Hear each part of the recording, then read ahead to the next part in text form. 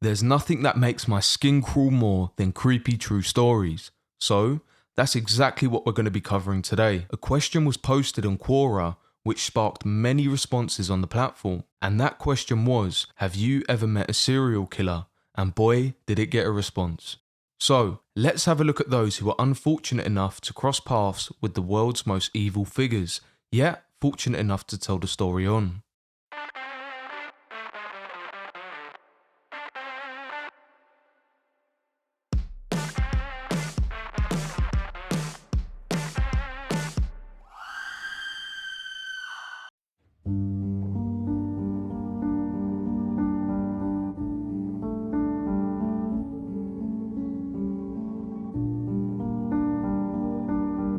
Yes, it was scary as hell.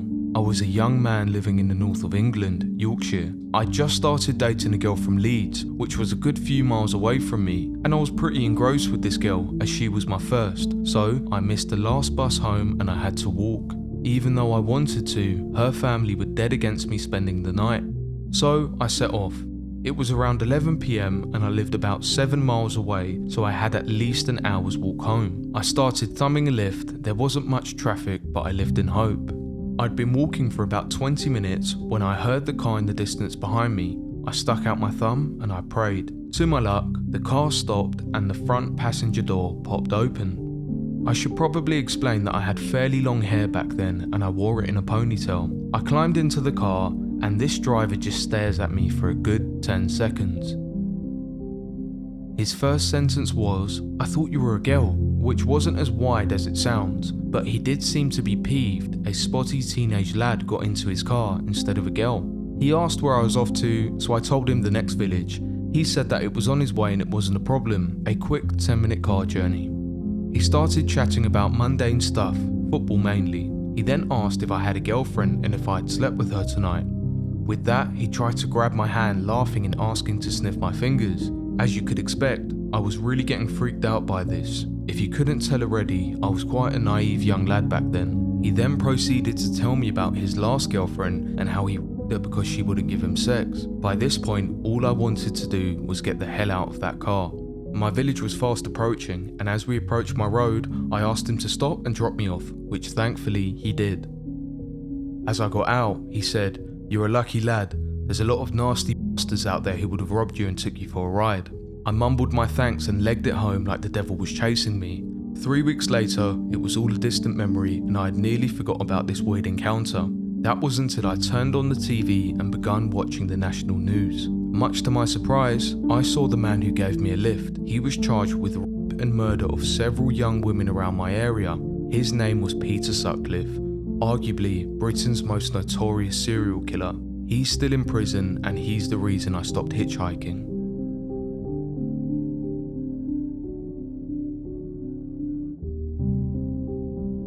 I had a technique I used when hitchhiking and it may well have saved me from a nasty end.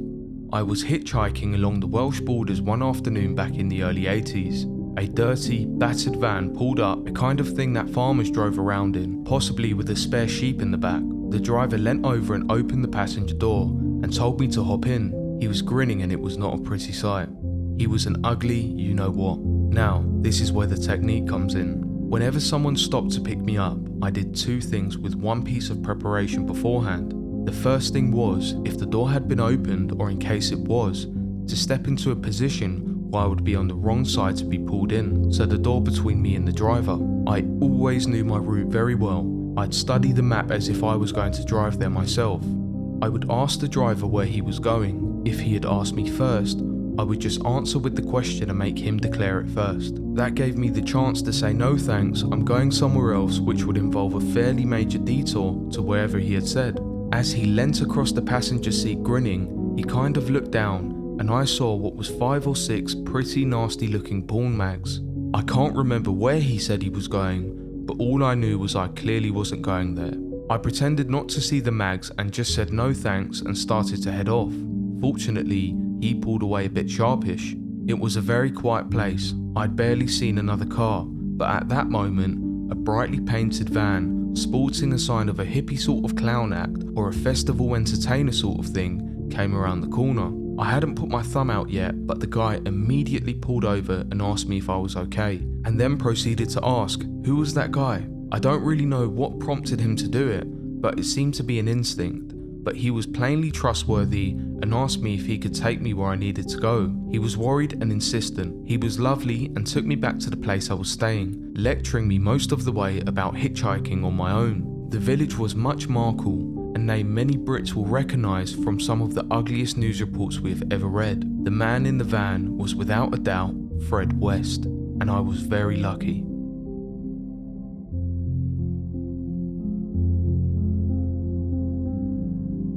My mum and I were driving up California coast from Los Angeles to Sacramento. The date was September 26th, 1969. We wanted to take our time and enjoy a scenic route.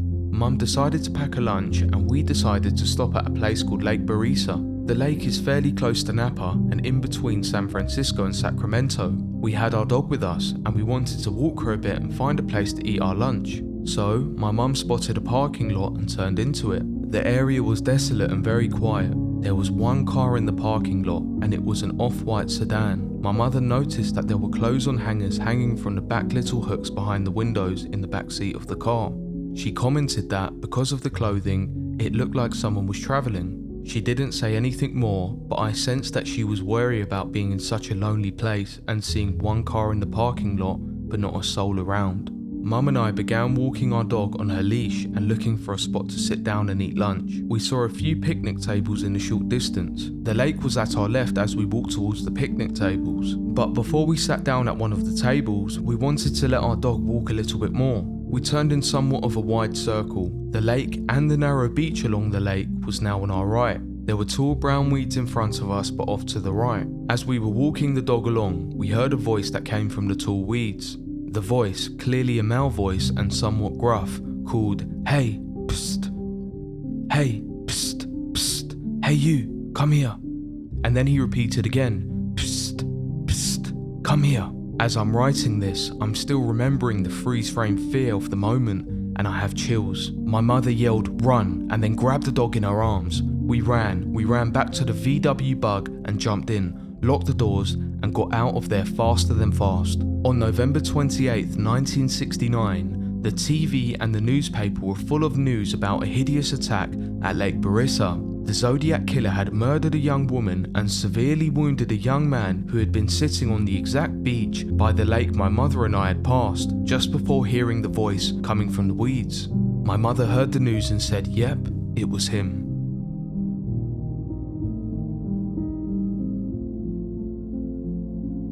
When I was 15 and in 10th grade, I was standing in the mall parking lot waiting for my mum to pick me up. Just to mention, this was before cell phones in 1981. I had gotten a ride to the mall from an older classmate and had agreed to meet my mum in the parking lot at 5:20. It was in West Palm Beach, Florida. As I waited, a car pulled up next to me, rolled down the window, and proceeded to start talking to me through the passenger window. He told me that I should be a model and he was a photographer and he had a studio nearby. He said that I can go and do some practice shots. I said that I was expecting my mum any minute and I could not leave or I'll be in big trouble if I wasn't there when she was here. He said that we can be back in 10 minutes with pictures to show her. I said, "Here comes my mum now, you can ask her yourself." And with that, as my mum drove up, he zoomed off. I don't remember being scared, but I may have been. We didn't report him or anything. It wasn't until I was 49 in 2015 that I stumbled upon a picture of him online reading a story about famous serial killers. Don't ask me why, just surfing randomly. There I stumbled across Christopher Wilder, the beauty queen killer, who used a camera as a prop and you could be a model as his MO. I realised at that moment that I could have been a serial killer victim. He targeted me and I lucked out. It still creeps me out until this day. Well, that wraps up today's story, guys. If you found this one interesting, please let me know in the comments down below and leave a like on the video. There will definitely be more videos like this in the near future, so please subscribe to the channel to stay up to date. Hopefully, I'll see you guys in the next one.